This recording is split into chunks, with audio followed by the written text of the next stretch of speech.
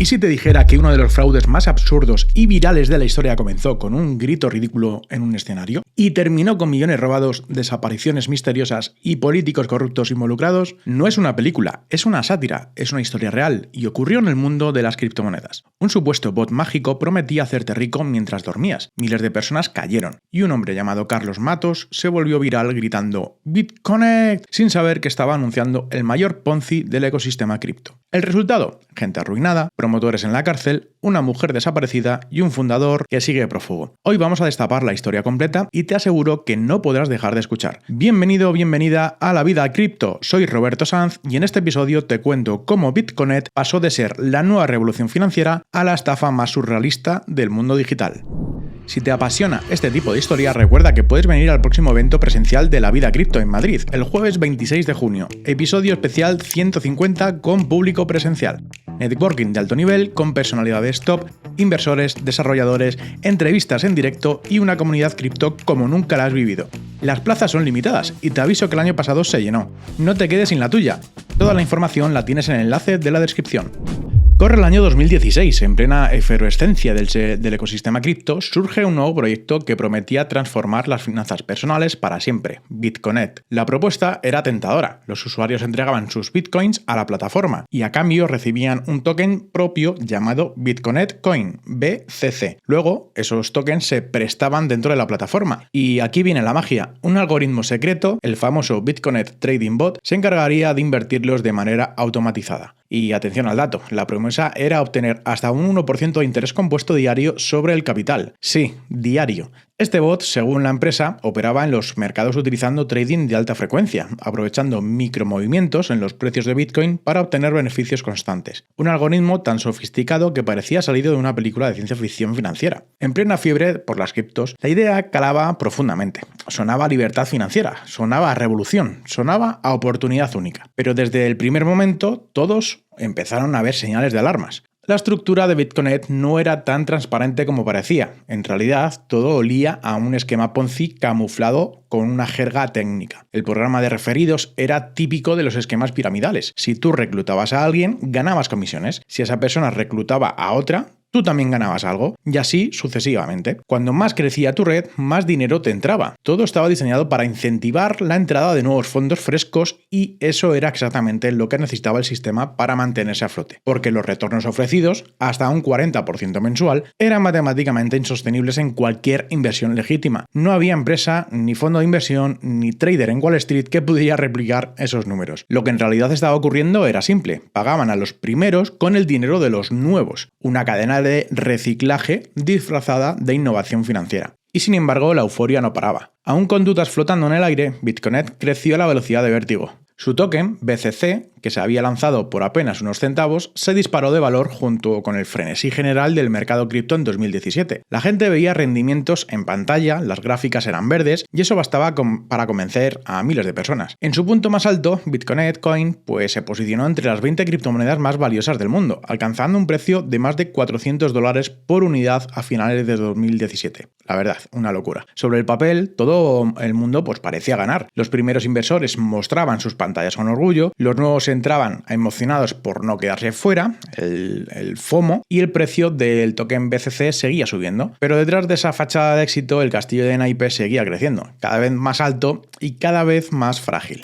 El momento de mayor fama, y también el más ridículo, llegó el 28 de octubre de 2017. Ese día, BitConnect celebró su primera y única ceremonia anual en Pattaya, Tailandia, una conferencia que parecía más una actuación de Las Vegas que un evento de criptomonedas. Había música, humo, luces LED, fuegos artificiales, aplausos y hasta una pantalla donde parecía el nombre de Satoshi Nakamoto como si fuese una marca de agua bendita. Fue un espectáculo de propaganda bien diseñado y a la vez absolutamente surrealista. Y en medio de todo esto, apareció en escena un personaje que se convertiría en un icono viral mundial: Carlos Matos. Carlos era un inversor común de Nueva York, un padre de familia, y había puesto parte de sus ahorros en BitConnect. Lo invitaron a dar su testimonio en el evento. Subió al escenario con una camisa colorida, los ojos brillando de entusiasmo, y lo primero que gritó fue: "Hey, hey, hey, BitConnect". Con una gran energía explosiva y repetitiva, Matos se ganó al público, gritó el nombre de la empresa una y otra vez, contó que estaba ganando dinero cada día, en automático, dijo que su vida había cambiado y que estaba agradecido, que era el mejor momento de su vida. Y bueno, su entusiasmo era tan exagerado, tan teatral, tan fuera de lugar, que inmediatamente se convirtió en un meme. El vídeo, en su intervención, dio la vuelta al mundo. Las frases como Bitconet se convirtieron en bromas recurrentes en redes sociales. Apareció en YouTube, en TikTok, en Reddit y hasta fue parodiado por John Oliver en su programa de HBO, donde dijo: esto es lo más cripto que verás jamás. Y aquí viene lo más curioso. Esa fama viral no frenó a nadie. Al contrario, mucha gente pensó: si todo el mundo habla de esto, aunque sea en broma, será que funciona. Mientras tanto, detrás del show, Bitconet seguía acumulando millones. Nuevos usuarios ingresaban a diario, las comisiones de referidos se multiplicaban y el sistema parecía no tener techo. Para finales de 2017, Bitconet estaba en la cima del mundo cripto. Su valor de mercado superaba los 3.000 millones de dólares. Miles de personas entraban cada día y el nombre de Carlos Matos era la cara visible de esa explosión, aunque él no lo supiera aún. Pero ya había voces de alerta, en foros, en blogs, en Twitter. Algunos analistas decían: esto es demasiado bueno para ser verdad, huele a estafa. Nadie quería escucharlo, la caída estaba cerca y pocos la vieron venir. Detrás del crecimiento vertiginoso de Bitconet había un engranaje bien aceitado: la red global de promotores. No eran empleados, eran influencers, youtubers, supuestos gurús. Gente que grababa vídeos en su casa mostrando cómo ganaban dinero en una plataforma, explicando el sistema de referidos y animando a sus seguidores a entrar antes de que fuera tarde. Y sí, cobraban comisiones, muchas. Cuantos más referidos lograban, más subían en el ranking interno y más dinero ganaban. El efecto bola de nieve era brutal. Uno de ellos destacó por encima del resto: John Vigaton, el promotor estrella de Bitconet en Australia. Vigaton era un personaje de manual, un ex vendedor de vitaminas, ex agente de bolsa sin licencia, un tipo carismático siempre en busca de la próxima gran oportunidad. Recorría Australia dando charlas motivadores, vendiendo Bitconet como si fuera la solución a todos los problemas económicos. En uno de sus seminarios llegó a decir que la revolución de las criptomonedas era como la bolsa de valores con esteroides, por 10, y la gente lo creía. Vivía en un barrio acomodado en Sydney, con su esposa Madeleine y sus 2 hijas pequeñas. Tenía una casa grande, autos nuevos y unas redes sociales llenas de fotos felices. Parecía el sueño australiano hecho realidad, gracias a Bitconet. Pero todo se desmoronó en enero de 2018. Las autoridades de Texas y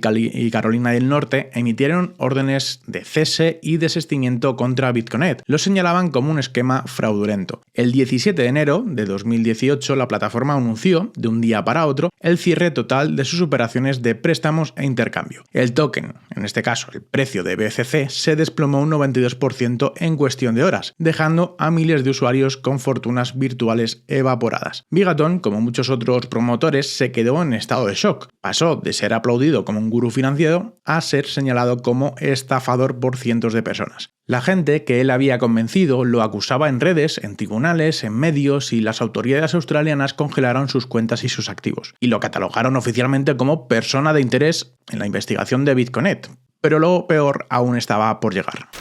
Pocos meses después del colapso de Bitconet, la familia Vigaton enfrentó a una situación desgarradora. El 25 de marzo de 2018, Madeleine Vigaton, esposa de John Vigaton, salió de casa con su coche y nunca regresó. Las cámaras de seguridad la captaron conduciendo hasta un acantilado frente al mar, en la costa del sur de Sydney. Su coche fue hallado allí, vacío. La teoría oficial fue devastadora. Madeleine se habría quitado la vida, arrojándose al mar desde el precipicio, agobiada por la vergüenza y el estrés que arrastraba desde el escándalo de Bitconet. Recordemos que tras la caída de la plataforma, John Vigaton fue señalado públicamente por muchos inversores. Lo acusaban directamente de haberles hecho perder todos sus ahorros, y aunque él era el rostro del negocio, la presión social también cayó sobre ella. Amigos y familiares contaron que Madeleine estaba en un lugar oscuro, muy oscuro. Dicen que no podía dormir, que había perdido peso y que se le sentía culpable aunque no hubiera tenido nada que ver directamente con Bitconet. La avalancha de acusaciones contra su esposo, las peleas en casa, el miedo a perderlo todo, se lo estaban cobrando muy caro.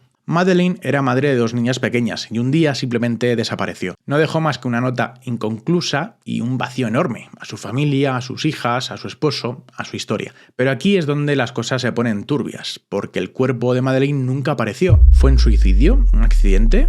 ¿O algo aún más siniestro? Algunos familiares desde el primer momento se mostraron escépticos, no les cuadraba que ella se quitara la vida voluntariamente. Era una mujer que había superado 2 tipos de cáncer en el pasado, una devota católica y muy fuerte mentalmente. ¿Qué pudo haber pasado? Empezaron los rumores, y los rumores de este tipo de historias son como gasolina sobre el fuego. Algunos decían que Madeleine podría haber descubierto algo muy turbio sobre Bitconet, aunque quizás supo que la verdad sobre dónde estaba realmente el dinero, o que su desaparición no fue voluntaria, sino forzada. Otros mencionaban directamente los famosos 70 millones desaparecidos vinculados a Bitconet, y si ella sabía dónde estaban, y si alguien decidió hacerla desaparecer. Incluso se especuló que Madeleine había fingido su muerte para escapar del escándalo y proteger a sus hijas, que quizás se escondía en otro país esperando a que todo pasara, pero nada de eso se pudo probar. La policía investigó a John Bigaton por cualquier posible implicación en el caso, pero nunca se le imputó un cargo alguno por la desaparición de su esposa. A día de hoy, Madeleine Bigaton sigue oficialmente desaparecida, y esa falta de respuestas no ha hecho más que avivar las teorías. ¿Fue víctima de alguien más poderoso dentro del entramado de Bitconet? ¿Fue una víctima emocional más del colapso? ¿O simplemente desapareció porque no podía más?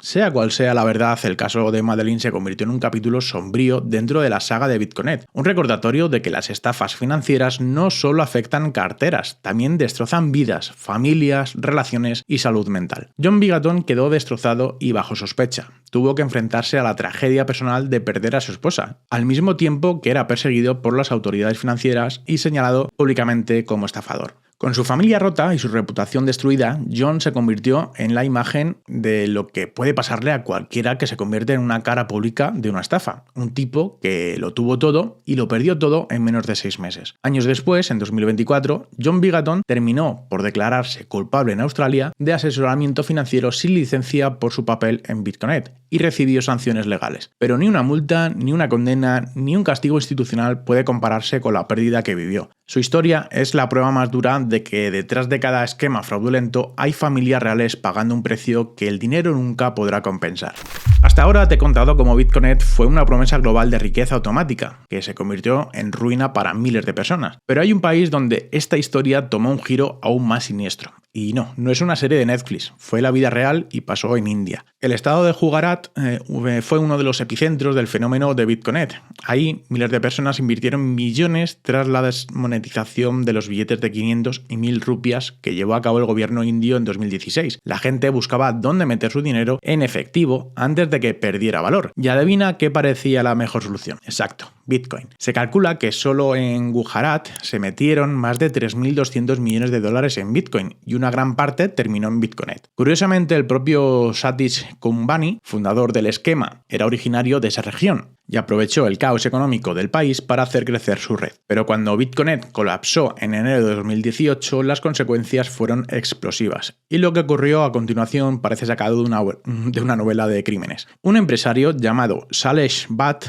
que había invertido cerca de $293.000 en la plataforma, no pensaba quedarse de brazos cruzados. Junto a un grupo de asociados, urdió un plan desesperado: secuestrar a 2 representantes locales de Bitconet en la ciudad de Surat. El objetivo, recuperar lo perdido, y el resultado, le exigieron que transfiriera 2.256 bitcoins. En ese momento hablamos de unos 20 millones de dólares. Pero la historia no termina ahí. Uno de los socios de Bhatt, Kirit Paladilla, decidió traicionar al grupo. Contactó con su tío, un político local llamado Nalin Kotadilla, que había sido miembro de la asamblea por el partido gobernante. Y sí, usaron sus contactos para coordinar con policías corruptos. El plan: detener ilegalmente a Bhatt y extorsionarlo. La cifra: otros 200 bitcoins. La razón: Bhatt no podía denunciarlo sin confesar su propio delito. Esto, lógicamente, terminó explotando. Bhatt fue a las autoridades y desató un escándalo gigante. 8 policías detenidos, denuncias públicas y Nalin Kotadilla huyendo con una orden de arresto a cuestas. La prensa lo bautizó como el caso de la gran estafa Bitcoin de Gujarat. Kotadilla grabó varios vídeos defendiendo su inocencia y diciendo que si lo arrestaban revelaría secretos muy delicados de otros políticos. políticos. Fue capturado en septiembre de 2018. Y sí, la historia se volvió cada vez más oscura. Butt, que empezó siendo víctima, acabó también huyendo, esta vez de las autoridades. Un verdadero enredo criminal donde nadie salió ganando. Pero India no se detuvo ahí. También fueron a por los grandes peces. Uno de ellos fue Divesh Darji, mano derecha de Kumbhani. Se le acusó de fraude, lavado de dinero y de haber usado Bitconet como herramienta para blanquear lo que en India llaman dinero negro. Y luego está el gran nombre detrás de todo, Satish Kumbhani,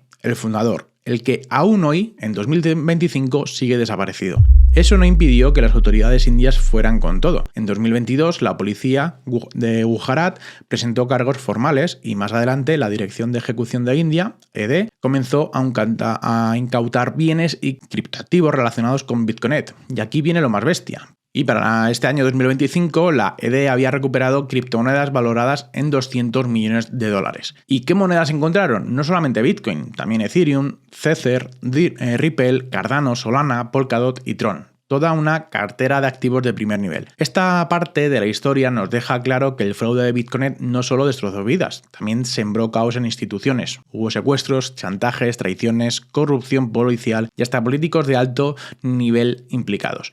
Y sí, parece una película de Bollywood, pero fue la vida real, movida por la desesperación, la codicia y la promesa de ganancias imposibles. Te recuerdo que puedes seguir nuestra newsletter semanal donde cada sábado por la mañana recibirás un correo electrónico con información del mercado, últimas noticias, un ratito de lectura y muchas cosas más, totalmente gratis. Además, también puedes unirte al grupo de Telegram de La Vida Cripto, donde te va a informar de muchos eventos, participaciones, sorteos y demás. Dale un buen like a este episodio y comenta tus opiniones como te he comentado. La caída de Bitconet en enero de 2018 marcó el fin del esquema, pero no el final de la historia. Ese fue solo el inicio de una batalla legal global que cruzó continentes y reveló la magnitud del fraude. Lo que al principio parecía un simple esquema cripto mal gestionado acabó siendo una operación multinacional de manipulación financiera con ramificaciones en Estados Unidos, Europa, Asia y Oceanía. En Estados Unidos las demandas no tardaron en llegar. Miles de afectados presentaron querellas colectivas. La Comisión de Bolsa y Valores de Estados Unidos, o sea la SEC, entró en acción en septiembre de 2021 y acusó formalmente a Bitconet y a varias de sus figuras clave de haber defraudado alrededor de 2.400 millones de dólares a inversores de todo el mundo. Entre los participantes acusados estaban Satish Kumbhani, el fundador, y Glenn Arcaro, director de promoción de Bitconet en Estados Unidos. Pero la cosa se puso más intensa cuando también intervino el Departamento de Justicia y entonces sí empezaron a caer los cabecillas. Glenn Arcaro se declaró culpable ese mismo mes de participar en una conspiración para cometer fraude electrónico. En su testimonio confirmó que Bitconet era un Ponzi clásico. Pagaban a los antiguos inversores con el dinero de los nuevos. El famoso trading bot, que supuestamente generaba beneficios constantes, simplemente no existía. Arcaro también confesó que tanto él como otros miembros del equipo se apropiaron del 15% de los fondos que entraban, embolsándose millones mientras fingían que todo era legítimo. En 2022, Glenn Arcaro fue sentenciado a 38 meses de cárcel. Además, un juez le ordenó devolver 17 millones de dólares para compensar a algunas de las víctimas. Ese dinero serviría para resarcir, al menos parcialmente, a más de 800 personas afectadas en más de 40 países. Pero lo de Kumbhani fue otra historia. En febrero de 2022, el Gran Jurado Federal lo imputó formalmente por varios delitos: fraude electrónico, lavado de dinero, manipulación del mercado y operación de negocio financieros y licencia. La acusación detallaba cómo habían mentido sobre el supuesto bot de volatilidad, cómo cerraron el programa de préstamos de un día para otro y cómo intentaron manipular el precio del token BCC cuando todo se venía abajo. Si algún día es arrestado y declarado culpable, Kumbhani podría enfrentarse hasta 70 años de prisión, pero claro, para eso hay que encontrarlo, porque hasta hoy, en pleno 2025, sigue en paradero desconocido. Se sospecha que huyó a Estados Unidos y se escondió en algún lugar de Asia. El FBI mantiene activa su orden de búsqueda internacional y hasta ha pedido ayuda al público para dar con su paradero. Una historia digna de una serie de crimen real. En paralelo, otros países también tomaron cartas en el asunto. El Reino Unido, Bitconet, había recibido advertencias regulatorias ya en 2017, pues las autoridades británicas colaboraron con las investigaciones internacionales. En Australia, como ya te conté, John Bigaton fue procesado y sancionado. En 2020 se le inhabilitó para ejercer cualquier función financiera. Y en 2024 se declaró culpable de asesoramiento financiero no autorizado. La justicia llegó, aunque tarde, y con un coste personal altísimo. En India, además de arrestar a los promotores y congelar cuentas, las autoridades continuaron desmantelando redes locales relacionadas con el esquema. La Dirección de Ejecución, la ED, logró incautar criptoactivos por valor de 1.646 crores de rupias, que son unos 200 millones de dólares. En esa lista había Bitcoin, Ethereum, Ripple, Tether, Cardano, Solana, Polkadot y Tron. Un botín cripto de dimensiones épicas.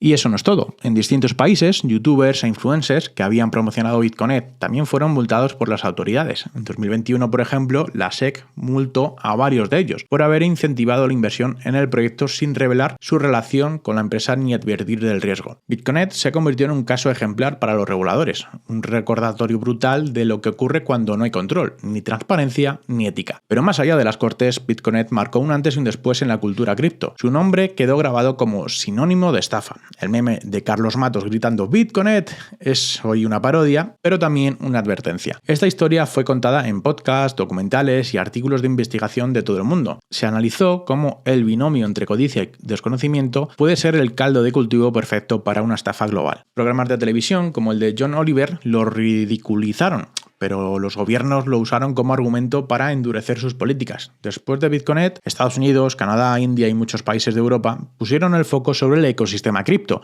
exigiendo más regulaciones, más transparencia y más protección al usuario. El caso sirvió como prueba de fuego. Ya no bastaba con prometer tecnología disruptiva. Había que demostrarla. Había que tener ética. Había que cuidar a las personas, porque el daño fue real. Miles de inversores perdieron los ahorros de toda su vida, muchos promotores se enfrentaron a consecuencias legales y reputacionales, familias quedaron rotas, algunos, como ya vimos, desaparecieron para siempre, y es que detrás de cada token inflado, detrás de cada rentabilidad garantizada, hay historias humanas, y Bitconet fue una tragedia colectiva.